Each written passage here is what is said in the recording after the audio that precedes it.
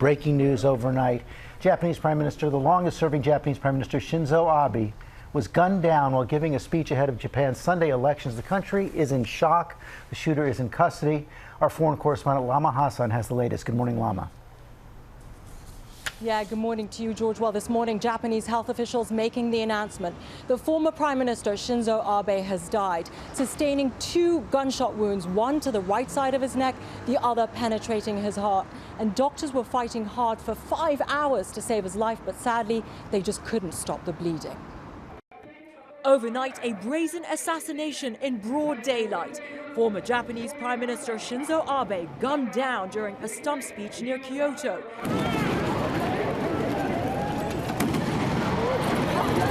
The shooting, happening around 11:30 a.m. local time, was caught on camera.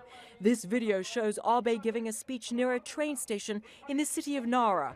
Then a plume of smoke can be seen behind him. Witnesses say they heard 2 shots. The 67-year-old collapsing. First responders immediately rushed in. After the second shot, we could see the gunpowder and a lot of white smoke. After the second shot, Mr. Abe collapsed and people were applying CPR. Abe was rushed to the hospital with no vital signs. There have been gun wounds in 2 locations in the neck. The weapon recovered at the scene appears to have been a homemade one. And the suspected shooter, 41-year-old Tetsuya Yamagami, seen here moments before the assassination, he did not flee after firing on Abe. He was tackled by security and immediately taken into custody. He was not running away. He wasn't attempting to run away. He was just standing there. Abe was a popular leader and became the country's longest-serving prime minister. At the time of the attack, he was giving a speech in support of a party member ahead of parliamentary elections this weekend. Despite stepping down, Abe remained a major power broker both domestically and internationally, helping shape American foreign policy in the region for years.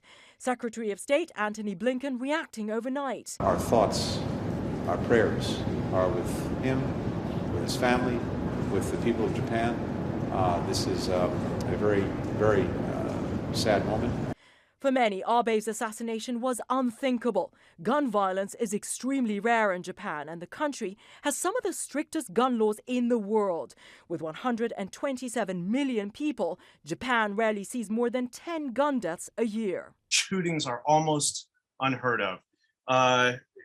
Guns are highly restricted here. This type of crime is very rare. Now, there's been bombings, of course, there's been poisonings, there's been knife attacks, things of that nature. But as far as guns go, they're almost non-existent here.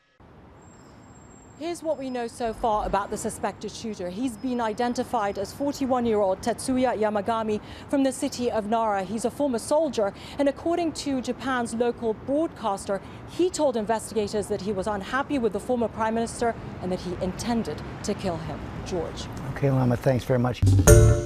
Hi, everyone. George Stephanopoulos here. Thanks for checking out the ABC News YouTube channel. If you'd like to get more videos, show highlights, and watch live event coverage, click on the right over here to subscribe to our channel. And don't forget to download the ABC News app for breaking news alerts. Thanks for watching.